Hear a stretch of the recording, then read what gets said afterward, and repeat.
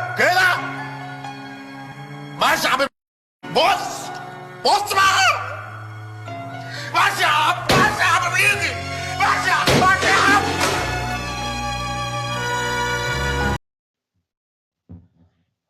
طبعا صباح الخير او مساء الخير على حسب ما وصلك الفيديو. معاكم محمد اشرف وبرنامج خمسة كوره، والنهارده طبعا هنتكلم عن اللي حصل في ماتش الاهلي وباتشوكا، سواء بقى يسموها كاس الاتحاد، كاس انتر كونتيننتال، اي خرا مش تفرق. في الفيديو ما تنساش تعمل لايك وشير وسبسكرايب بالقناه وتفعل جرس التنبيهات عشان يوصلك جديدنا اول باول. معاكم محمد اشرف وبرنامج خمسة كوره، ويلا بينا ندخل في التفاصيل على طول. ما اكدبش عليك، يعني هو الماتش ما فيش حاجه فنيه تتجال في كام حته بس كده عايز اتكلم فيهم، عشان الواحد بص من ساعه ما الماتش خلص وهو هيطجر. فلو كنت اللي زي ده انا ما بحبش اصور عامه، عشان انا اصلا من النوع اللي هو ببقى منفعل قوي، حتى بعد ما بخسر بزعل قوي، النوع اللي هو بزعل لما بخسر. كمان لما كنت اللي انت تستحق اللي انت تكسب النهارده، ده مبدئيا. بس اول حاجه يعني انا عايز ابدا بيه، بس عشان هو ايه، هو حرفيا هو اللي شايل الليله كلها دلوقتي وكل الناس بتتكلم عليه. مارسيل كولر، انت يا عم الحاج فاهم، انا عارف ان انت الاداره ما بتجيبلكش الحاجات اللي انت عايزها او اللعيبه اللي انت عايزها، ده انا متفق معاك فيها تمام. ويا عم الحاج كل موسم انتقالات بتطلع تنبح وبتتكلم عننا كده، انا بطلب واحد اتنين تلاته هم بيجوا لي اربعه خمسه وسته، ما عنديش مشكله في الكلام ده. بس انت بتعند مع مين؟ فاهم انت، انا نفسي افهم انت بتعند مع مين؟ في لعيبه كتير مشطبه في الفريق، انت المفروض حتى لو الاداره سايبها لك، لا يا باشا دول ما يلعبوش. عندك كهربا النهارده، ما يعني الكره اللي ضيعها يعني. كهربا يعني انا خلاص جبت مهاجم وبتاع ده، وخلاص قلت الحمد لله هرتاح من كهربا عشان تنزلوا لي الشوط الثاني ومكان وسام، فاهم وبتاع ده، وده الكره برده اللي بيضيعها في كل ماتش مهم. ليه يا عم؟ هو كهربا ورايا انا كهربا ده هيجي له في الاخر، ده ليه فقره لوحده في الاخر، بس انا بتكلم ده مبدئيا. تغييراتك كلها غلط النهارده. بيرس تاو مطلع حسين الشحات ومطلع طاهر ومطلع وسام ورحت منزل جفشه ومخلي امام يلعب وينج ومخلي تاو يلعب جناح وكهربا ميت. انت مستني ايه؟ انت الناس اللي كانت بتتفرج، انا اصلا اول ما شفت التغييرات دي، انت ايه يا اسطى التغييرات اللي انت عملتها دي؟ فاهم؟ كولر من ماتش ترجي هناك وهو تحس ان في حاجه غلط. السوبر الافريقي برضو الاهلي كان وحش، السوبر المصري الاهلي كان وحش، حتى انت كسبت ماتشات الدوري حتى وانت كويس برضو انت وحش. بس فاهم؟ الاهلي فيه مشاكل فنيه كتير، وده يخشنا في النقطه الثانيه الاداره. اصل حمامات النادي وفرع الاهلي في السنبلاوين هو الاهم من الفريق، واصل الاستاد ومش الاستاد. استاد ايه يا عم وخرا ايه يا عم؟ الفريق عايز لعيبه، انت فضيت الفريق، انت ولا حتى ما قدرتش تحافظ على قوام الفريق. انت بعت احمد عبد الجليل، بعت ديانج، بعت حمدي فتحي، بعت محمد عبد المنعم، واي لعيب بيجي له عرض كويس انت بتبيعه وما بتوفرش لعيبه مكانه. طب انت مستني ايه؟ ما اكيد حب منظري خرا زي الخرا اللي انا شايفه ده. النهارده تبص على دكه الاهلي، ما هو الراجل برده ما يلامش، يا كهربا وبيرستاو. الراجل من كتر جله الحيله بيلعب امام وينج لان ما فيش وينج تاني مكان الشحات. انا مش فاهم برضه، فاهم هو ايه؟ وبعدين انا هفهمك على حاجه، احنا هنخش في اول يناير يقول لك بس الاهلي بيفوض، اصل هي ابتدت ترمي دلوقتي، يلا اصل حكيم زياش، اصل مش عارف ايه، اصل بدك ايه. هتبتدي في اول الشهر الاهلي بيفاوض اثنين ثلاثه افارقه سوبر وخلاص هيمشي. في شهر نص الشهر واحد 15 يقول لك اصل هي ايه، الاهلي بيفصل في اللعيبه، النادي عارض عايز 3 مليون والاهلي هو يدفع معاه على 2 ونص، مش هيدفع اكتر من كده. وفي اخر الشهر بقى خلاص الاهلي ايه، قفل الانتقالات دي، وفي انتقالات الصيف بس هركز جامد قوي. ما احنا دينا 3 سنين في الخرا ده، احنا دينا 3 سنين في الحوارات دي كلها. الاهلي محتاج لعيبه مبدئيا كده. اصلا انت خط الدفاع بتاعك ده دلوقتي بقى مضروب بالنار. يعني النهارده الفريق باتشوكا ده اصلا هو، انت خط الدفاع ما اختبرش ولا الشناوي اللي هو فريق ملط، هو فريق ملط، وانت خليت الفريق الملط ده يروح معاك لضربات الجزاء. تمام. نص ملعبك مع احترامي الاكرم مع احترامي لنيدفيد ومع احترامي الناس، خط النص ما فيهوش غير مروان عطيه وجفشه وامام، ده حاجه زي الخرا، ويعني ايه، ويا ريت يغور في داهيه هو والتاني بتاع ني. انت لو بصيت في سكواد الاهلي هم 9 10 لعيبه اللي موجودين والباقي يترموا في الزباله، مش تبيعهم، يترموا في الزباله. وبعدين حاجه تاني، كابتن النادي الاهلي كابتن محمد الشناوي، انت بعد الماتش زعلان ان الناس بتقول لك ان اللعيبه دي مستحيل يقولوا ما تمشي ولا تغور في ده، هي هتقف عليه. هو كانت وقفت على ابو تريكه وبركات وائل جمعه والناس دي. يا ابني ده انت جيت على الفريق. ده احنا ده يوم المنى اللي انت تمشي فيه، ده احنا بنطالب ان انت تمشي اصلا من قبل ما انت تقول. مضغوط يا عم في ده، شوف لك غلط تاخدك. مضغوط سهله يعني، هي كانت توقف عليك. كابتن محمود كهربا، فاهم؟ كابتن محمود كهربا اللي طلع لي في البخت، اللي خلاني حرفيا بجيت مجنون، هيدخلني مستشفى العباسيه ابن المرض.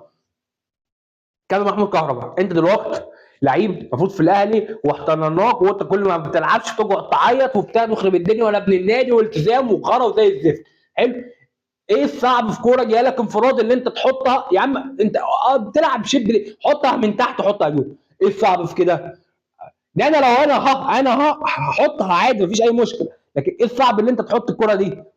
تمام، ما اختلفناش. حلو. ضربه الجزاء، اللقطه اللي انت بتاخدها كل مره دي، ما يا عم انت من امتى بتعرف تشوط ضربات جزاء؟ ما تسيب يا عم السوليه يخش، ولا عمر كمال يخش، ولا اي خرا يخش. فاهم؟ اديك انت بقى الترند طول الفتره اللي جايه دي، وانا اقول لك على حاجه، انت اصلا المفروض ما تكملش في النادي، الغرف ده شوف لك غلط تاخدك، تروح بقى زيت، تروح ترجع الزمالك، تروح الاسماعيلي، اي جلابه تاخدك. يا اخي زهقنا. وبعدين اصلا انا ما بحبش اللعيب ده. وبص يا جدعان، بس عشان ايه نختم الحوار ده، طول عمر النادي الاهلي ولا في لقطات ولا بتاع ده، وكل واحد بيعمل اي حاجه عشان المجموعه تكسب. لكن انا شغل فرد واخد لقطات ده طول عمري مش موجوده في الاهلي، واول ما بجد موجوده في الاهلي بقينا نخسر بطولات وبتحزن الخرا. فاهم؟ هو الحوار مجرف، فاهم؟ يعني يا رب يا عم نادي الزمالك خد اللعيبه اللي انت اديتها لنا، واحنا مش عايزين لعيبه منكم ولا حاجه، ولعيبتنا اللي عندكم يا عم مبروك عليكم. خد بقى كهربا وامام وعمر كمال وياسر وكله، مش عايزين حد من الاشكال الضاله دي تبقى موجوده. سيب يا عم ياسر ابراهيم، ماشي ياسر ابراهيم ما عنديش مشكله فيه، لكن كهربا وامام دول بالذات، فاهم؟ اللي هو امام يا جدعان اللي هو ايه، بياخد الكره يقعد يتمشى. لا طب انا ايه، العيال بتوع باتشوكا ده النهارده بينزل العيال ناشفه، وامام اللي هو اي التحام بيقف في الارض ويتمرمط، والحكم ما بيحسبش حاجه اصلا عشان هي ما فيهاش حاجه. فاهم اللي هو ايه؟ الناس كده بتتكلم عن الحكم، مين اللي هيحسب حاجه اصلا؟ هو لعيبك اللي طاري، هتعمل ايه؟ ما هو ده اللعب.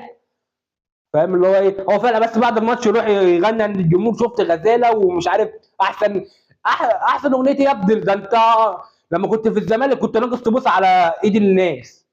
ما هو مش بالعافيه يا جدعان والله، ما هي معروفه مين الزملكاوي ومين الاهلاوي ومين البتاع ده واللي بيلعب وخلاص. وبعدين انا لو انا هو كواحد اهلاوي لو اضطريت ان انا العب في الاهلي في ماتشات طبعا مش هركز، انا مش عايزك تكسب، فاكيد هعمل اي حاجه هتعاولك في الملعب، فهو مش عايزك تكسب، هو اصلا مش بالعافيه يا جدعان. بس فالنهارده طبعا الخساره اتحملها طبعا اول حاجه خالص الاداره اللي هي مش بتدعم الفريق، والاداره اللي هي سايبه الفريق مهلهل زي كده، ما فيهوش دكه، ما فيهوش لعيبه تلعب، ولما اللعيب بيتصاب ما بتلاقيش حد مكانه، ولما بتبص جنبك على الدكه بعد ما كان بيبقى فيه اثنين وثلاثه ينزلوا يعملوا الفرق ما بقاش موجود دلوقتي. ليه؟ لان انت بتبيع اللعيبه وما بتعوضش اللعيبه، بعد ما انت المفروض ان انت تسيب اللعيبه اللي موجوده عندك الاساسيين وتدعم كمان، لا انت كمان بتبيع اللعيبه بتاعتك. وبعدين النهارده الصفقات اللي انت جبتها في الصيف دي، هو في غير يحيى عطيه الله اللي بيلعب بس؟ عمر السعد ده اللي انت دافع فيه 50 مليون ده ما بيلعبش ليه؟ يوسف ايمن ده ما بيلعبش ليه؟ وكلها حياه دفاعيه. فين الصفقات الهجوميه اللي انت كنت المفروض تجيبها اصلا؟ ولا جبت حد. وبعدين يعني ثانيه واحده بس، كل العيال الصغير ما فيش حد في الناشئين يطلع يلعب قدام، هيبقى يبدل له وسام كويس. ما هو اكيد في حد في الناشئين مهاجم احسن من كهربا، اكيد انا لو رحت هبقى احسن من كهربا، يعني ما هو طبيعي. اكيد في مهاجم في الاهلي ويصعد. وبعدين لو بس احنا ليه نسيب اللعيبه عدت 23 ل 24 سنه؟ ما الناس كلها بتطلع اهو. الواحد مش عارف هو يعني كل مره في سيناريو مختلف، اللي هو ايه، انا هتفنن ان انا احرق دمك في البطوله دي، مش فاهم ازاي عمرها مش عارف عمرها ما اتحرقت لنا من زمان. كنت تبقى لاعب ماتشات عمرك وتبقى غالب قدام ماتشوكا ده برضه في 2008 انت كنت غالب 2-0 في الشوط الاول، نزلت الشوط الثاني غلبت 4-2 عادي. السنه اللي فاتت ماتش فلومينيزي مدعره اللي عملها كهربا وحسين الشحات طبعا، بس قلنا خلاص الحمد لله جبنا مهاجم بقى، فايه لا نطلع المهاجم في دقيقه 70 عشان ننزل كهربا عشان يعمل مدعره تاني في الماتش بتاع النهارده. لا وايه، ونخليه كمان يشوط ضربه الجزاء الحاسمه اللي احنا لو جبناها هنكسب، لا ازاي؟ فيضيعها، فيروح مخلي بعد نضيع برضه ونخش في حته الجنه بعد ما خلاص كان الماتش في ايدينا. انا مش فاهم. انا مش فاهم. وما اعرفش هو دخل، اصل هو اكيد مش هيخش من دماغه يشوط. هو كهربا اكيد مش هيخش من دماغه يشوط.